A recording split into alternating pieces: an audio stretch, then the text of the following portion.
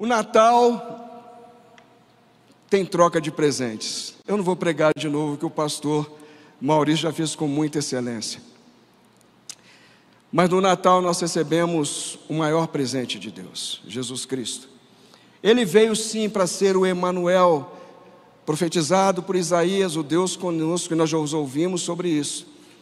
Mas nós comemoramos essa dádiva especial, celebrando nesse dia convencionalmente, e deveríamos retribuir ao aniversariante com um presente. Quem concorda? Quem faz aniversário aqui e sai dando presente para os visitantes? Alguém aqui? Deixa eu só entender para ver se eu não estou fora do prumo. Então nós poderíamos fazer isso para Jesus. No dia dele, não invalida, eu quero deixar claro que você troque presentes, amém? Troque presentes. Eu estou querendo enfatizar que nós poderíamos retribuir ao aniversariante, ao centro dessa comemoração, ao foco dessa celebração, com um presente. Você pode fazer isso com sua vida. Você pode celebrar a vida, a morte, a ressurreição dele por você, porque hoje nós temos Jesus Cristo, não somente Emanuel, Deus conosco, mas nós temos ele em nós. É o maior presente e o presente eterno que foi dado por Deus. Jesus é o presente de Deus para todos nós. E eu quero deixar claro, só para ponto de reflexão, que a vida como a vivemos, preste atenção, é o presente que você devolve para Ele. Cabe a você uma reflexão, se esse presente está bem feito, se está bem embrulhado, e se é digno de ser entregue para Ele. Amém? O tema da mensagem de hoje, seguindo os passos de Barnabé para a edificação da igreja. Se nós podemos falar de um presente que nós podemos dar a Cristo, eu posso dizer o seguinte: como que eu escolho viver a minha vida por Ele, se Ele morreu por mim? Como disse muito bem o pastor Ramon, numa pregação recente, eu decido, eu escolho viver para Ele. Nada mais oportuno que no Natal, falando do Deus conosco, como já foi dito, o Emanuel, é dizer como que nós podemos estar nele. A palavra não apenas diz que nós seremos felizes de Ele estar em nós, mas nós precisamos estar nele. Qual a conexão, qual a visão que eu posso ter para desenvolver esse relacionamento de gratidão com esse Cristo que não poupou sua própria vida por mim, mas a entregou para que eu tivesse vida nele? Falar de exemplos, seguindo os passos de Barnabé para a edificação da igreja, é buscar em um homem imperfeito um exemplo para seguirmos, e a palavra de Deus, como texto base lá em 1 Pedro 5,2, diz assim: apacentai o rebanho de Deus, que está entre vós, não por força, espontaneamente, mas espontaneamente, segundo a vontade de Deus, nem por torpe ganância, mas de boa vontade, nem como dominadores sobre os que vos foram confiados, mas servindo de exemplo ao rebanho. Existe um desafio para todo ministro da palavra de Deus, todos aqueles que se posicionam para ministrar a palavra de Deus, que as suas ações falem mais alto que as suas palavras. Todos nós sabemos, todos nós já ouvimos sobre o comissionamento feito por Cristo lá em Mateus, quando no capítulo 28, verso 18 ao 20, ele diz, onde Jesus se aproxima dos seus discípulos e diz para ele: foi-me dada toda a autoridade no céu e na terra. Portanto, ide e fazei discípulos a todas as nações, batizando-as em nome do Pai, do Filho e do Espírito Santo, ensinando-os a observar todas as coisas que vos tenho mandado, e eis que estou convosco todos os dias, até a consumação dos séculos. Esse comissionamento não foi feito para pastores, foi feito para todos nós que somos igreja, que nos rendemos a Cristo, e sabemos que Jesus Cristo também teve uma conversa com Pedro, no seu terceiro encontro com os discípulos, e nessa conversa na beira do mar, ele faz um acerto com Pedro, que estava muito triste, que havia traído, negado 3 vezes, e na terceira vez que Jesus pergunta para Pedro sobre o amor que ele lhe devotava, ele responde para Pedro quando disse que o amava. Ele disse: então apacenta, pastoreia, toma conta das minhas ovelhas. Jesus Cristo tem um desejo no coração como Salvador, que como sendo aquele único capaz de ser um intermediário entre nós e Deus, que ninguém vai ao Pai ou se achega ao Pai senão por Ele. Ele quer que nós façamos parte dessa missão, ajudando que pessoas sejam encaminhadas a esse encontro. A igreja carece de exemplos, de modelos para seguir, que mostrem que é possível sim se tornar cada vez mais parecido com Cristo. Eu, na minha trajetória de 43 anos de evangelho, eu escutei muitas vezes: não olhe para mim, olhe para Cristo. Não, não é assim que a Bíblia ensina. Eu posso dizer para você olhar para Cristo, e a Bíblia diz para você olhar para Cristo, olhando firmemente para Jesus, autor e consumador da nossa fé. Mas você não é um ser invisível. Você tem que refletir Cristo, porque Ele diz: eu sou a luz do mundo, mas Ele disse: você também é a luz do mundo. Estão me entendendo? Não somente a luz, mas o sal da terra. E eu preciso de mostrar que existem homens sim, de carne e osso, sangue imperfeito como nós, e um deles é Barnabé, o filho da consolação. Ele é um exemplo para modelar a igreja nos dias de hoje, e para nos mostrar que nós podemos ser melhores do que ontem, e ter um desafio de ser melhores amanhã do que somos hoje. Homens imperfeitos como ele era imperfeito, e não há nada de absolutamente revelador nisso que eu estou dizendo, porque todos sabem disso, eu sei disso, você sabe disso, e todo mundo repete isso, mas alguns fazem isso apenas para se justificar. Eu sou imperfeito, sabe? Algumas informações gerais sobre esse homem, sobre o qual nós vamos discorrer: Barnabé, como eu já disse, um homem perfeito como todos, mas exemplar. O seu nome era José, o seu codinome, o seu apelido era Barnabé. Para o judeu, o nome faz uma diferença muito grande, porque o nome carrega consigo uma mensagem, traz um destaque de caráter, traz um valor associado a um destino profético. Barnabé era primo de João Marcos, escritor do segundo evangelho de Marcos. Isso está lá em Colossenses 4:10. Um homem que não buscava holofotes, um homem simples de coração e verdadeiro nas suas intenções. Mas também, quando nós falamos desse homem, eu quero falar sobre os traços de caráter na sua vida religiosa. Ele não partilhava, por exemplo, da hipocrisia, as características básicas dos escribas, fariseus, saduceus, que foram chamados de hipócritas por Jesus. E quem eram esses homens religiosos da época que poderiam ter influenciado a vida de Barnabé? Eram judeus religiosos da época, lideravam as leis da crença no Senhor, mas também as leis civis, e estavam sujeitos a Roma. Esses homens buscavam glória para si, eram motivados pela vaidade, pelo ego e pelo reconhecimento humano. Se julgavam superiores aos demais do povo e viviam dessa forma. Nada diferente de hoje, encontramos muitos assim. Fariseus, saduceus e escribas, todos esses formavam uma classe religiosa que, apesar de conhecer a lei, a palavra, a Tanar, não vivia a palavra de forma plena, e se consideravam maiores e superiores que os outros, e que os outros eram apenas simples, ignorantes e malditos. Em certa ocasião, quando mandaram prender Jesus, mandaram alguns enviados, alguns soldados para prender Jesus, que estava pregando no templo, e os soldados voltaram de mão vazia e perplexos. Eles falaram: mas vocês não pegaram o homem? Lá em João 7,47 esse texto diz: replicaram, pois, os fariseus: também vós fostes enganados? A preocupação deles: creu porventura alguma das autoridades, alguém dentre os fariseus, quer dizer, alguém da nossa classe, creu naquele homem? E ele fecha no versículo 49: mas essa multidão, o povo, nós, que não sabe a lei, é maldita.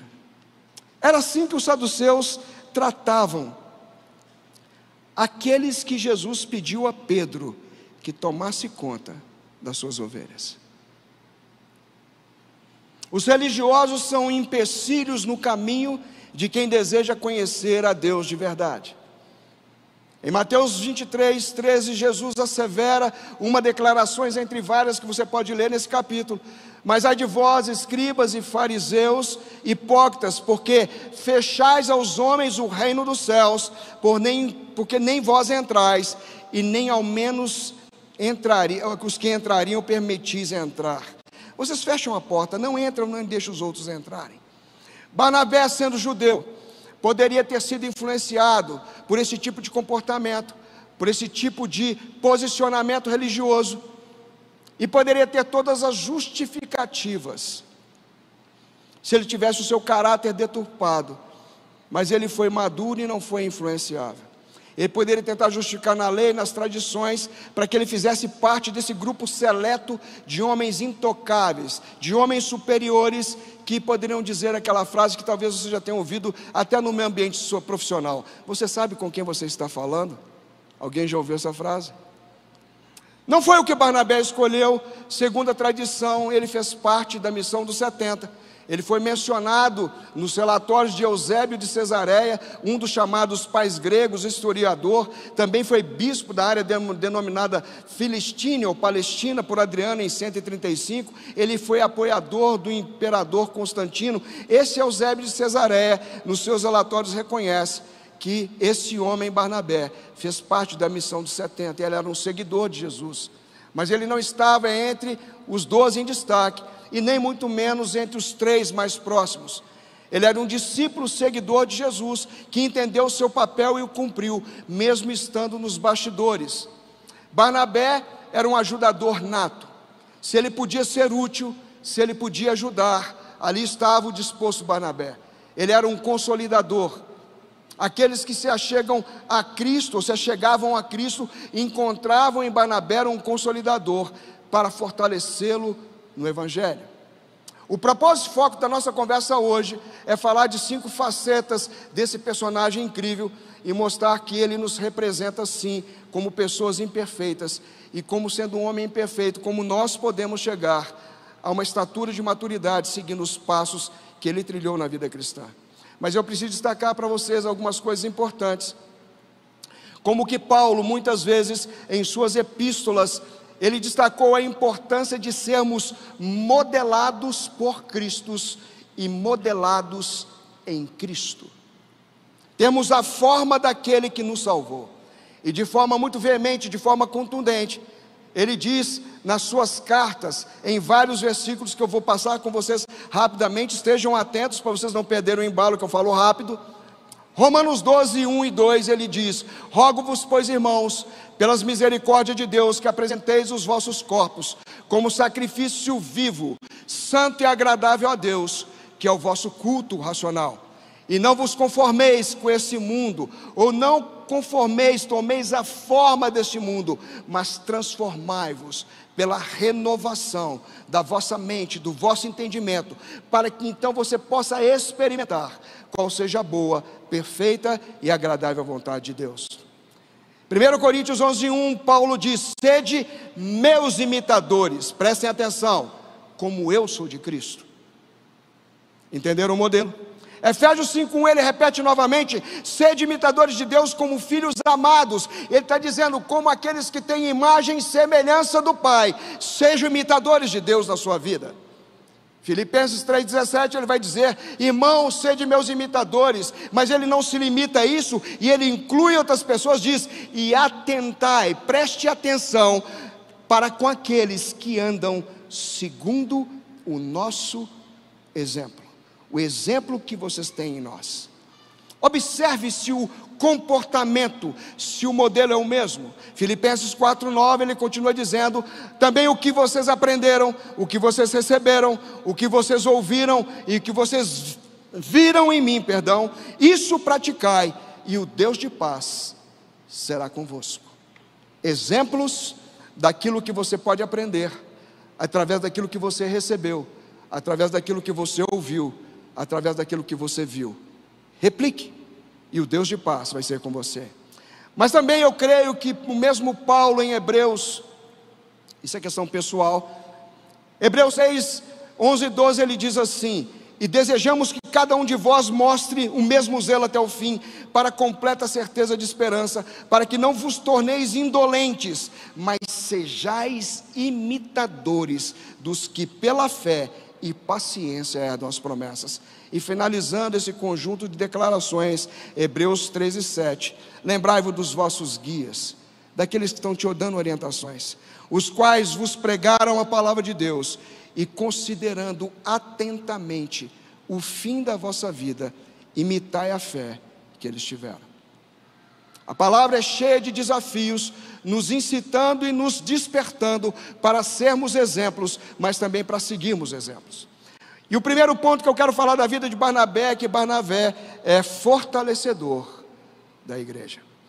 O ministério de Barnabé só ficou mais evidente quando chegou uma notícia em Jerusalém, uma informação que os cristãos de origem helenista estavam em Antioquia da Síria, e estava acontecendo uma grande evangelização, um movimento muito importante, e eles eram daqueles que estavam se refugiando ali por conta da perseguição que houve na Judéia, por conta de Estevão. Lá em Atos dos Apóstolos 11:22 diz: chegou a notícia dessas coisas aos ouvidos da igreja em Jerusalém, os apóstolos, e eles enviaram Barnabé a Antioquia, o qual, quando chegou e viu a graça de Deus, se alegrou e exortava a todos que perseverassem no Senhor com firmeza de coração, porque ele era um homem de bem, cheio do Espírito Santo e de fé. E muita gente se uniu ao Senhor, ouvindo as características: homem de bem, cheio do Espírito Santo e de fé. Barnabé foi enviado para lá, por quê? Porque ele era confiável e ele era preparado. Ele foi enviado para verificar a situação que estava acontecendo ali, sob o olhar da doutrina de Cristo, porque eu não vou servir a Cristo de qualquer jeito, como eu falei no início. Amém?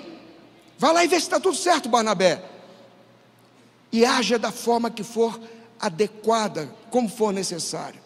Como diz o texto aqui que nós lemos, Barnabé ele ficou maravilhado de vendo muitos ali, inclusive gentios pagãos, se convertendo ao Evangelho. Eu quero chamar a atenção para vocês que Deus absolutamente está no controle de cada ponto de pregação que é aberto para cumprir o comissionamento que foi feito a nós. O meu desafio para você desse púlpito, dessa plataforma, apenas um carteiro, um simples carteiro. Abra uma célula, seja corajoso, elimine as desculpas, as justificativas verdadeiras. Abra uma célula na sua casa, seja presencial, seja online. Abra na sua empresa, abra na sua escola, porque Deus está no controle de todo ponto de pregação, para aqueles que intencionalmente desejam servi-lo e cumprir o chamado. Barnabé foi usado por Deus para fortalecer a evangelização e ampliar o crescimento do reino de Deus naquele lugar. Quantos aqui querem que no ano que vem, no Reluz, ao invés de 125 almas, nós tenhamos 500? Quem quer isso? Quem quer isso? Quem está me ouvindo? Quem quer isso? Aleluia! Então trabalhe. Não fique esperando o pastor aqui do púlpito fazer um trabalho que você tem que fazer onde você está, porque eu não vou estar onde você está. Eu não vou estar no teu trabalho, eu não vou estar entre os teus parentes, eu não vou estar entre os seus amigos, os teus círculos mais próximos, que você tem poder de influência, e você pode mudar a história deles. Diferente dos maus exemplos dos religiosos, Barnabé abria a porta para o Evangelho, e você pode fazê-lo da mesma forma. Para que eles se chegassem a Deus, ele não fechava como os religiosos. Eu não posso, eu não estou preparado, minha casa não é boa, vai quebrar meus móveis, vai arranhar o chão, vai lhe ensujar o tapete. Abra as portas. A chegada de Barnabé à Antioquia da Síria fez muita diferença. Fez ainda mais diferença, porque ele chegou para somar, ele chegou para participar ativamente, ele chegou para contribuir, e ele compartilhou a sua experiência, ele dividiu do que ele tinha. E um detalhe muito importante, que ele chega em Antioquia, não para ofuscar o brilho daqueles que já estavam trabalhando, mas para contribuir. 1 Coríntios 15:58, portanto, meus amados irmãos, sede firmes e constantes, sempre abundantes na obra do Senhor, sabendo que o vosso trabalho não é vão no Senhor. 2 Crônicas 15:7, vós porém esforçai-vos e não desfaleçam as vossas mãos, porque a vossa obra terá uma recompensa. Exige esforço, exige trabalho, exige intencionalidade. Essa palavra eu já compartilhei em várias frentes, células, igrejas, e o Senhor falou: fale para a minha igreja na oportunidade que você tiver, e a oportunidade é essa. Barnabé, o fortalecedor da igreja, é o primeiro aspecto, e o segundo é Barnabé, o discipulador. Barnabé teve uma contribuição significativa na história daquele chamado apóstolo Paulo, que até então era Saulo de Tarso. Ninguém queria se relacionar com aquele homem que era um perseguidor, que era um assassino. Foi Barnabé responsável por apresentá-lo, ainda sendo Saulo, o perseguidor, para os crentes que estavam em Jerusalém, 3 anos depois que ele tinha se convertido. Os cristãos de Jerusalém, com certeza, estavam desconfiados daquele homem. Muitos achavam que ele era um espia, que era só uma estratégia, para que quando ele se aproximasse, ele pudesse então pegar os cristãos, matá-los e prendê-los. Mas foi Barnabé que os convenceu que Saulo era um cristão verdadeiro, testemunhando a favor dele. Isso revela o caráter desse homem, um caráter de fibra, de coragem, de lisura. Ele não foi omisso sobre o que ele sabia sobre a vida de Paulo e sobre aquilo que ele podia testemunhar. Na nossa linguagem de hoje, do século 21, ele colocou a sua cara para bater. Quem está me entendendo? Muitas vezes nós podemos falar bem de uma pessoa e falar assim: eu não vou me envolver com isso, vai que. Eu só conheço muito crente assim, crente que não tem posição, não testemunha nem de Cristo, vai que, né? A validação da vida de Saulo vem em Atos capítulo 9, versículo 27. Então Barnabé levou os apóstolos e lhes contou como no caminho Saulo vira o Senhor e que lhe falara, e como em Damasco ele havia pregado corajosamente em nome de Jesus. Em Damasco ele foi descido por um cesto pelo muro para não ser morto pelos homens da Síria que estavam ali, que estavam odiando Paulo, testemunhando sobre Jesus. E agora, esse Barnabé lá em Antioquia, no meio daquele movimento de evangelização tremendo, a coisa acontecendo, o que acontece com Barnabé? Ele se lembra de Saulo. Está precisando de alguém nesse lugar. Quem é? É Saulo. Mas como é que faz? Eu vou buscá-lo, eu vou achá-lo. E Barnabé sai à busca de Saulo, porque ele entendia que ele precisava de viver o evangelho em sua proposta mais ampla, e aquela oportunidade em Antioquia da Síria era espetacular, era imperdível, e ele ajudou a Saulo a se conectar com o que estava acontecendo. A Bíblia diz em 11:25 de Atos: partiu pois Barnabé para Tarso em busca de Saulo. Tendo-o achado, levou a Antioquia, e durante 1 ano inteiro reuniram-se naquela igreja e instruíram muita gente. E em Antioquia, preste atenção, os discípulos pela primeira vez, diga comigo, primeira vez, foram chamados de cristãos.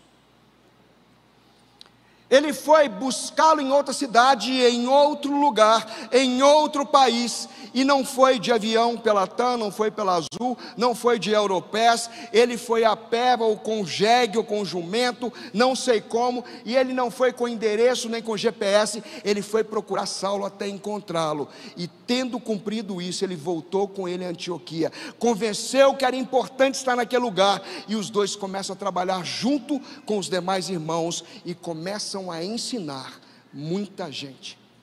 O efeito é tão positivo que a comunidade local começou a olhar para eles e via neles características, imagem e semelhança de quem? De Cristo. E por isso eles foram chamados de cristãos. Pequenos cristos, parecidos com Cristo, que carregam Cristo, que se comportam como Cristo. Nem os apóstolos, preste atenção, foram reconhecidos dessa forma.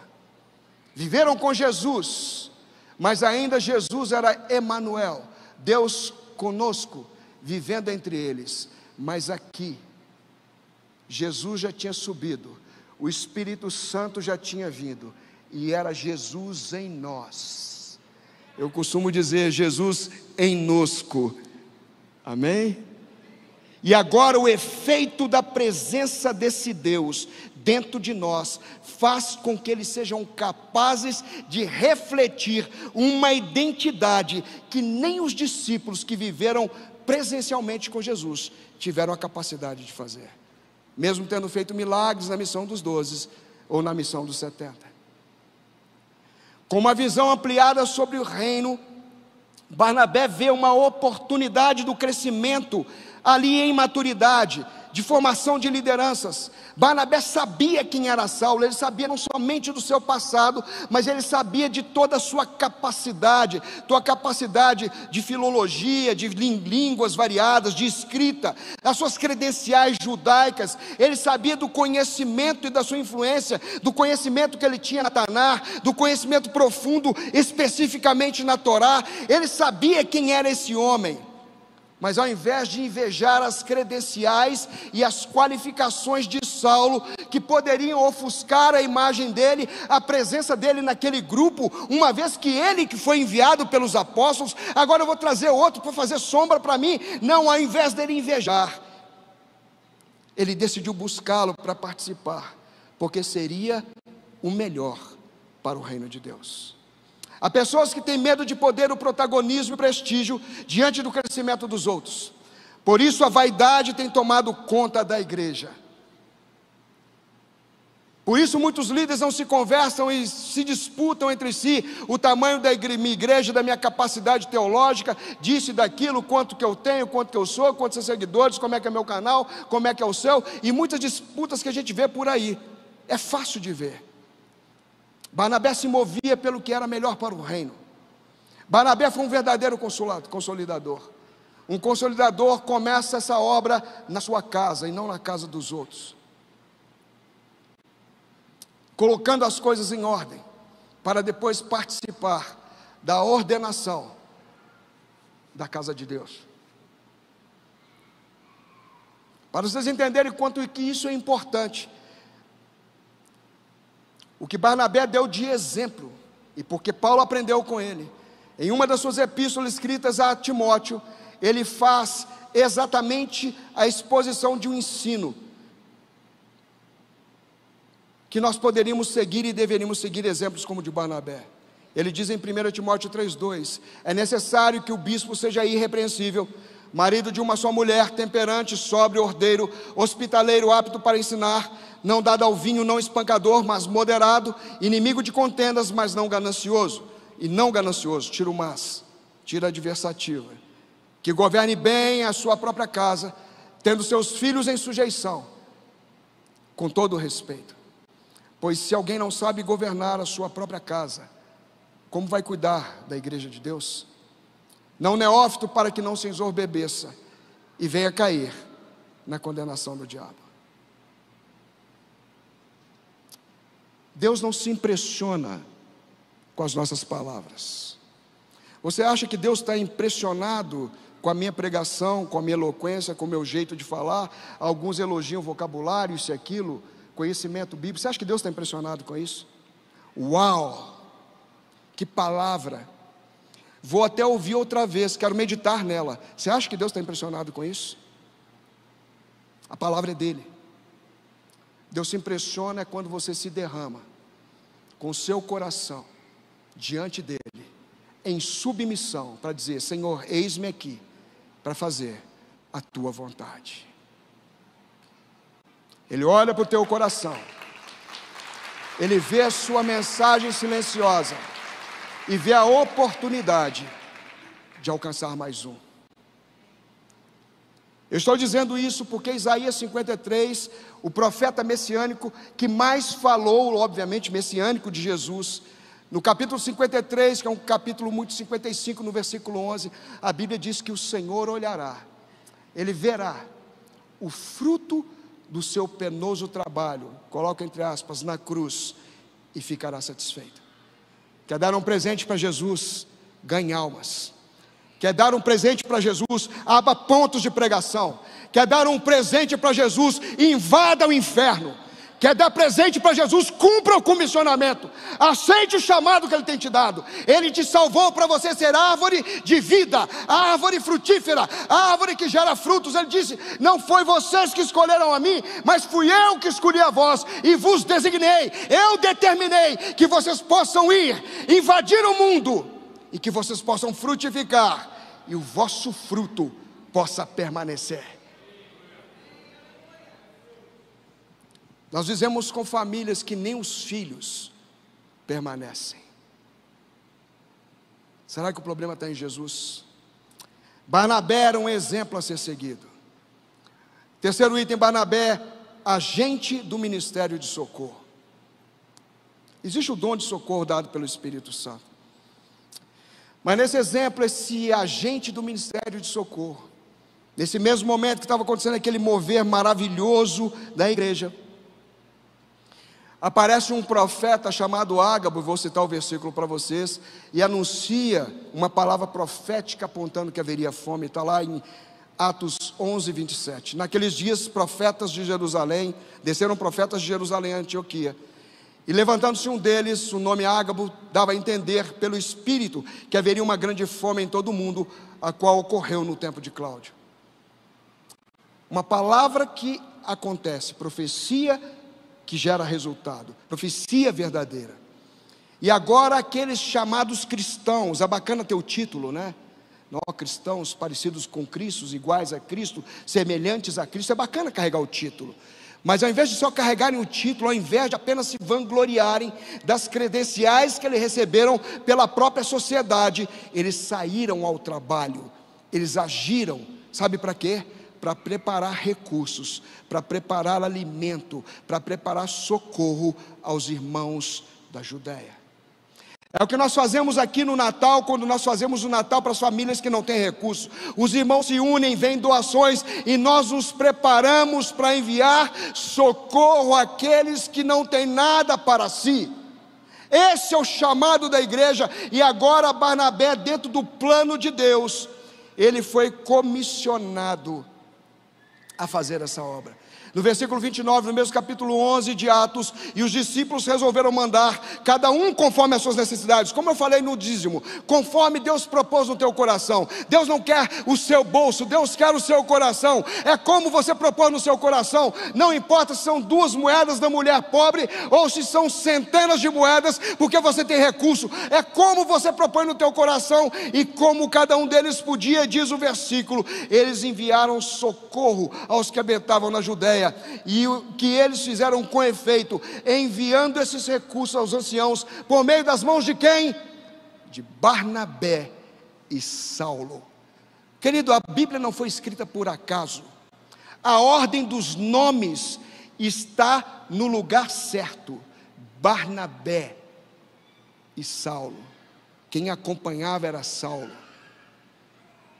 Barnabé foi enviado dos apóstolos, o homem que colocou ordem, o homem que se importou com o crescimento, o homem que foi buscar Saulo à distância para contribuir com o crescimento, e ele continua capitaneando as ações. Saulo aprendia cada dia com os exemplos dados por Barnabé, para se tornar o Paulo que nós conhecemos hoje, segundo as Escrituras. Eu faço questão de destacar esse homem Barnabé, porque ele nunca teve a pretensão de ser protagonista ou de estar em evidência, ou de receber os louros do seu trabalho. Verdadeiramente esse homem Barnabé, ele era um consolidador para as pessoas do reino. Como eu já citei lá, 1 Coríntios 15, 58, dizendo que nós precisamos estar firmes e constantes, abundantes na obra do Senhor, porque a nossa obra não é vã nele, e que nós devemos nos esforçar, e que não devemos desfalecer as nossas mãos, porque a nossa obra tem recompensa, igual lá 2 Crônicas 15, 7. Mas Hebreus diz em 6,10, porque Deus não é injusto para esquecer da vossa obra e do amor que para com o seu nome mostrastes, porquanto servistes aos santos e ainda os servis. Como é que foi essa declaração de amor mesmo de nós para Deus? Porque nós servimos aos santos. A Bíblia diz que Deus não é injusto para não se lembrar. Quando você age em favor dos santos, em favor da igreja, em favor da obra, com generosidade, em socorro, e aqui não é só socorro espiritual, ele está falando de um socorro físico, material, financeiro, de você apoiar, de você socorrer os seus irmãos. Deus não é injusto para não se lembrar, ou para se esquecer da vossa obra. Nós aprendemos que podemos dar, só podemos dar para os outros daquilo que temos. Nós só podemos dar generosidade se nós temos um coração generoso. Nós só podemos ofertar se o nosso coração for ofertante. Nós só podemos dar amor se nós tivermos amor. Aprendemos com Barnabé que cada um vai negociar com os talentos que recebeu. Cada um dará conta do que fez com seus talentos. E a maneira como nós usamos os nossos talentos nessa terra vai representar efetivamente a sua vida para com Deus nessa terra. Uma certa vez uma professora teológica falando conosco numa sala, e ela estava falando que os talentos são apenas aqueles dons que nós temos intrínsecos a nós. O dom de cantar, de fazer isso ou fazer aquilo, enfim, amém? Eu falei, pastora, com todo respeito, permita-me um data vênia aqui, uma discordância respeitosa. Eu falei assim, mas não pode ser, porque o Senhor disse que se você não tiver competência para fazê-lo, pegue o seu talento e entregue para alguém, entregue para os banqueiros, para que eles possam fazer render mais. Se eu posso entregar para alguém, é sinal que o talento não é somente esse. Seu talento, querido, é sua conta bancária, é o seu carro, é a sua casa quando você abre para uma célula, é os bens que Deus fez chegar na tua mão, é o seu progresso intelectual, sua capacidade de acesso a lugares onde outros não entrariam e você pode entrar, é a oportunidade para falar para uma assembleia que outros não teriam acesso. Deus te dá talentos para que você use para... Gente, vocês estão aí? Usar para quem? Para a glória dele. Meu carro não posso levar o irmão porque ele mora lá no Pé Vermelho, lá tem muito bairro, vai sujar o carro todo. Deus está vendo. Deus está vendo. Estão me entendendo, meus irmãos? A forma como você usa os talentos que você recebe vai determinar a vida que você decidiu ter com aquilo que Deus te deu. O quarto aspecto, Barnabé, o generoso discreto. E aqui eu vejo uma qualidade interessante, que Barnabé não se limitou apenas a oferecer do seu tempo, que muitos têm dificuldade até de oferecer do seu próprio tempo, da sua dedicação pessoal, ou apenas trabalhar na formação de líderes para o reino, que ele também já estava fazendo. E a justificativa é porque Barnabé estava atento ao que acontecia na igreja, o que poderia ser bom para o crescimento da igreja, mesmo que aquilo exigisse dele um esforço pessoal. Se é bom para o crescimento do reino de Deus, eu quero contribuir. Oh meu Deus, como essa frase é linda. Se é bom para o reino de Deus, eu quero contribuir. Eu vou me esforçar, eu vou somar, eu vou me apresentar, eu vou me oferecer. Quantos ministérios precisando de voluntários? A Consolidação, a REC, House Mix, o IA Kids, o IA Teens, a intercessão, a diaconia. Se é bom para o reino de Deus, eis-me aqui. Mas vai ocupar minha semana toda. Vai. Jesus não merece? É simples assim. Se é bom para o reino, eu vou dar além do que só meu tempo. Eu quero contribuir. Barnabé era um ofertante generoso. Ele dava daquilo que ele possuía para garantir o sustento da igreja e dos irmãos que estavam passando necessidade. E isso mostra que a igreja crescia, mas a igreja amadurecia. Tem igrejas sim, irmãos, que só crescem, mas não amadurecem. Infelizmente nós vivemos num tempo da igreja de Laodiceia. Deus vai fazer muitas coisas, porque a promessa dele não vai voltar vazia. Mas é uma igreja que cresce, mas não amadurece. A igreja, na época de Barnabé, ela crescia em número, mas ela amadurecia. Por que ela amadurecia? Porque ela demonstrava isso em comportamento e em posicionamento diante dos desafios da vida. Maturidade você mostra com atitudes e não com discurso. É por isso que Tiago, irmão de Jesus, na sua epístola diz: assim falai, assim procedei, como aqueles que hão de ser julgados pela lei da liberdade. Seja o vosso falar coerente com a vossa prática. Em Atos 4:32 até o 35, mostra esse avanço do crescimento e do amadurecimento através da ação de Barnabé. Da multidão dos que criam era um só o coração e uma só alma, e ninguém dizia que coisa alguma das que possuía era sua própria, mas todas as coisas lhe eram comuns. Com grande poder os apóstolos davam testemunho da ressurreição do Senhor Jesus, e em todos eles havia abundante graça. Em alguns deles, é isso que o texto está dizendo, em todos. Essa é a diferença. Pois não havia entre eles necessitado algum. O texto que eu li do dízimo: Deus é poderoso para te fazer abundar mais, e superabundar mais, e ter-se suficientemente em tudo, e superabundar ainda mais, porque Ele é poderoso para fazer. Ele pode fazer mais do que nós pedimos ou pensamos, e quando nós colocamos a semente certa, Ele faz a semente prosperar. Quem semeia pouco, colhe pouco. Quem semeia muito, vai colher muito. É uma regra do reino. Pois não havia entre eles necessitado algum, porque alguém estendia a mão. Porque todos os que possuíam terras ou casas, vendendo-as, trazendo o preço do que vendiam, e depositavam aos pés dos apóstolos, e se repartia a qualquer um que tivesse necessidade. Deixa eu fazer um adendo, porque tem um coração de gente doendo, o Senhor está falando comigo. Não estou dizendo para você que você tem que vender sua casa e trazer aqui nessa igreja. Não estou dizendo para você que você tem que vender o seu carro e trazer aqui na igreja. Nós não fazemos como muitos fazem aí fora, e é problema deles, não nosso. Amém? Eu não estou aqui para julgar a vida e a atitude de ninguém. Cada um faz daquilo que lhe compete, com aquilo que é seu, com a sua livre iniciativa. Mas a Bíblia está ensinando que a igreja que se importa, ela enxerga o seu irmão. Ela não faz de conta que não está vendo. Às vezes eu tenho de sobra, em abundância, e o Senhor está falando: vai lá, faz alguma coisa, você pode, é um desafio, vai lá. Querido, essa conversa é muito particular, é entre você e o Espírito Santo, é entre aquele que te abençoa e com aquele com quem você vai prestar conta, amém? Eu estou tranquilo aqui de cima, estou falando com autoridade, porque eu sei da minha vida e minha esposa me conhece. A minha família conhece a atitude do marido que está em casa, do pai que está em casa, que não é pastor só aqui, é pastor dentro de casa, e imperfeito. Quando você oferece a Deus daquilo que você tem, de maneira discreta, mas de maneira intencional, Deus faz a igreja crescer e amadurecer. Quando nós estamos atentos às necessidades dos outros, sem nos autopromover, agindo discretamente e com efetividade. Quem aqui nunca pediu socorro?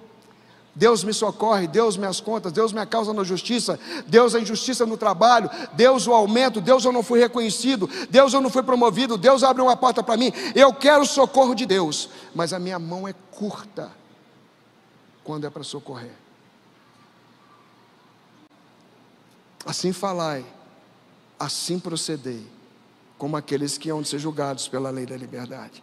Aqui aparece novamente Barnabé atento, e ele foi um agente de solução. Ele tem uma escolha, ele decidiu fazer parte da solução e não parte do problema. Em Atos 4, 36 e 37 diz que então José, cognominado pelos apóstolos de Barnabé, que quer dizer filho da consolação, levita, judeu, natural de Chipre, possuindo um campo, ele vendeu esse campo e trouxe o valor, trouxe o preço e depositou aos pés dos apóstolos, a quem tinha que administrar.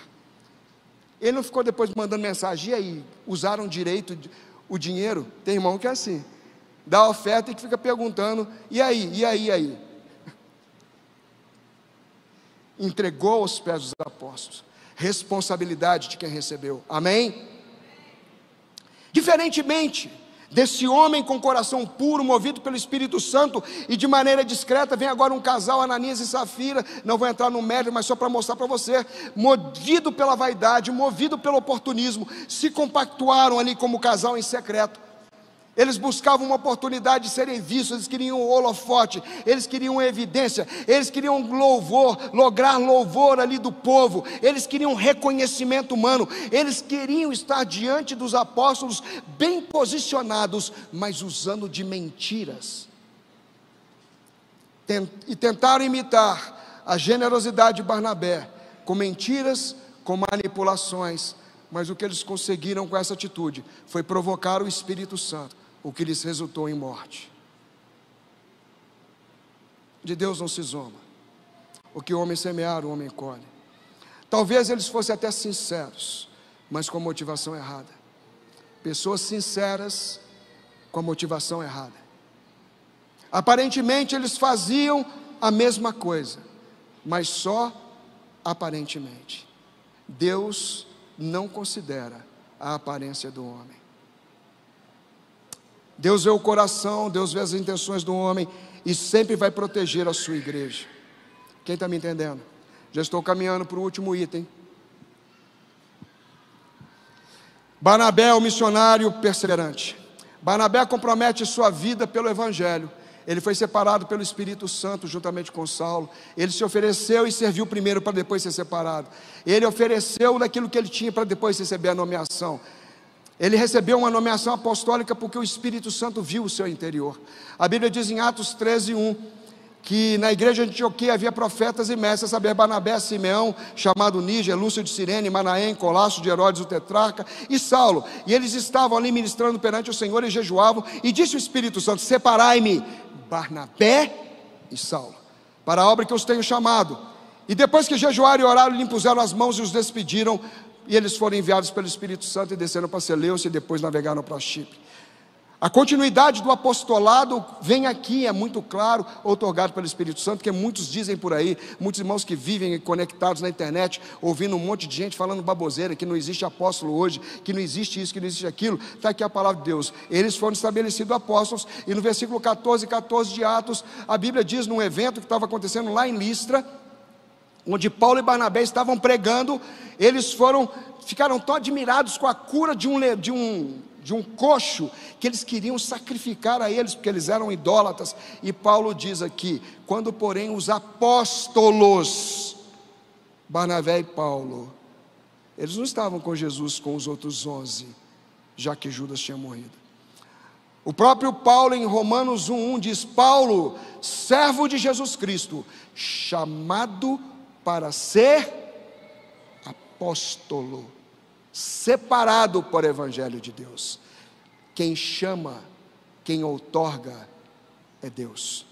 Ele participou ativamente da primeira viagem missionária com Paulo, e aí ele leva João Marcos, o primo dele, juntos.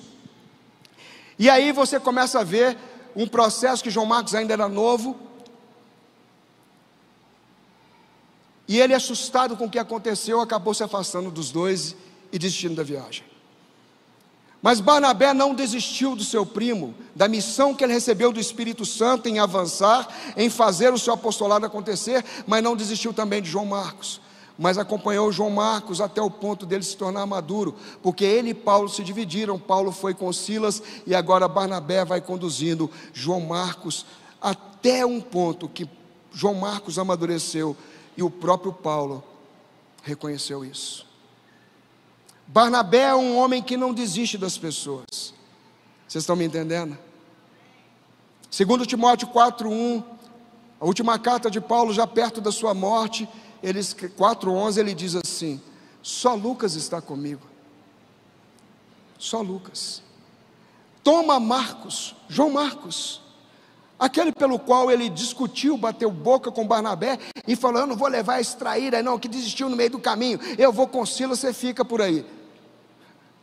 Não, traz Marcos, traga-o contigo, porque me é muito útil para o ministério. Quem foi que tornou esse João Marcos, outrora inútil, parece até a história de Onésimo, agora num homem útil para o pregador Paulo, para o grande apóstolo Paulo? Não adianta você dizer para ele que leu a Bíblia 5 vezes no ano, que você está orando todos os dias 1 hora religiosamente. Eu usei aqui o religiosamente proposital. Não adianta a gente ficar apresentando para ele nossas credenciais e obras realizadas. O que eu fiz, Deus não se impressiona com obras, porque a salvação é pela graça. Mas quando eu me rendo diante dessa graça, por conta daqueles que ainda não encontraram a graça, o coração de Deus se derrama. A igreja precisa de modelos que nos inspirem a cumprir o nosso chamado, porque nos resta pouco tempo. Aquele que há de vir virá e não tardará. Último ponto, já vou caminhar para o final. Eu quero fazer um apelo. Eu gostaria que a igreja fechasse os olhos e intercedesse, que a consolidação se posicionasse. Alguns aqui na frente, por favor. Vimos até aqui nesse ponto um grande exemplo de um homem imperfeito, como nós, simples de coração, sincero na sua devoção com Cristo, atento às oportunidades e obediente ao chamado de Deus. Barnabé só se tornou o que se tornou porque seu modelo foi Cristo. Jesus transformou a sua vida e o seu modo de viver. O modo de viver desse judeu preso a algumas tradições ainda, criado no meio de um ambiente que poderia tê-lo seduzido a ser apenas um religioso. Mas ele foi alcançado e rendeu-se ao amor, à misericórdia e à compaixão desse Cristo, desse amor incomparável. Por causa desse amor, Barnabé se aproximou de Jesus para nunca mais deixá-lo. Ele foi liberto da religiosidade, foi curado dos seus traumas, foi acolhido por Cristo num amor mais puro que ele jamais poderia ter experimentado com um homem, foi transformado em alguém melhor, foi salvo e recebeu de Deus paternidade e identidade. E é isso que o Senhor te oferece hoje. Se você entendeu essa mensagem, que Barnabé, sendo um homem cristão, já convertido, no seu exemplo de vida para Cristo, após a conversão, e ele só pode ser o que ele foi, porque ele se entregou para Jesus. Esse é o ponto central. Só Jesus pode transformar a nossa vida, a nossa identidade, a nossa história, nos fazendo relevantes na obra dele, para entregar para ele um presente todos os dias, todos os natais do ano. Se você nunca entregou sua vida para Jesus e entendeu essa mensagem, quer dizer: Pai, eu quero a oportunidade de ser alcançado pelo Senhor, e de poder ter a minha vida modulada por Cristo, modelada por Cristo, e ser um exemplo como Barnabé. Eu entendo que eu sou imperfeito, mas que eu preciso de Ti. Se há alguém aqui hoje que não fez essa oração e quer se entregar para Cristo, levante a sua mão, faça um gesto e nós vamos orar por você. Há alguém aqui nesse púlpito, eu não estou enxergando todos, por favor me ajudem, não estou vendo nenhuma mão. Mas se você também que está online quer fazer essa decisão hoje por Jesus Cristo, é o seu dia. Você está vendo um QR Code na tela, que está à disposição para que você clique nele, e nós vamos fazer contato com você. Mas eu quero que você ore comigo essa oração, dizendo assim: Senhor Deus, eu aceito ao Senhor Jesus Cristo como meu Senhor e Salvador único e suficiente. Eu entrego a minha vida totalmente a Ele voluntariamente. Peço que perdoe todos os meus pecados. Eu renego todo pacto, toda aliança feita no meu passado para me aliançar com Cristo. Escreve o meu nome no livro da vida, e eu quero viver contigo para sempre. Dá-me identidade e paternidade. Eu te aceito, Deus, como meu Pai, através de Cristo, em nome de Jesus. Se você fez essa oração, que Deus te abençoe. Mas ainda antes de passar o louvor, eu quero fazer mais um apelo, bem rapidamente, para a gente encerrar aqui o nosso tempo. Aqueles que entenderam essa palavra e que compreendem que existe ainda uma necessidade de uma modelagem na sua vida, a começar em mim. Está aqui um homem perfeito. Se você entende e você quer se posicionar hoje para que Deus te use, para que Deus te modele, para que você seja a pessoa que vai corresponder ao desafio que Cristo te deu, essa é a regra de ouro. Que você deseje dar passos novos, que você deseje um novo posicionamento para se realinhar com Cristo. O momento e o lugar é esse, porque não há um ano novo sem um homem novo. Não se coloca vinho novo em odres velhos. Jesus não joga os odres velhos fora, não os descarta, mas os renova pelo seu olhar. Ele renova com o seu óleo, para que você seja apto para receber uma nova unção, um novo vinho. Se você quiser essa oração, fique em pé no seu lugar. Não se envergonhe de Cristo. Diga para o Senhor: eu quero ser modelado pelo Teu Espírito. Eu quero ser usado pelo Senhor nesse ano, ainda em 2023, que não acabou, em 2024. Eu quero ser modelo para as pessoas. Eu quero que as pessoas olhem para mim e vejam luz e sal. Eu quero que as pessoas perguntem qual é a razão da minha esperança. E quando me perguntarem, eu vou contar, eu vou falar sobre Cristo, aquele que é digno de toda honra, de toda glória e de todo louvor. Levante as suas mãos, Pai, em nome de Jesus. O Senhor contempla não somente as mãos erguidas, mas os corações abertos ao Senhor.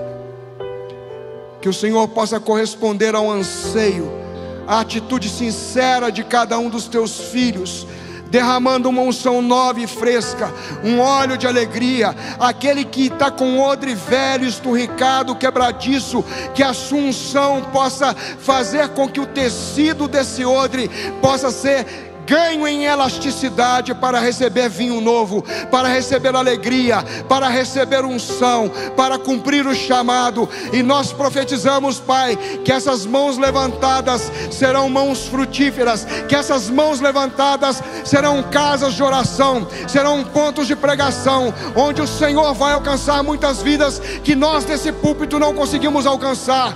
Faz a obra completa, Espírito Santo, e dá a eles um presente hoje, como Deus da alegria, como Deus da recompensa, em nome de Jesus.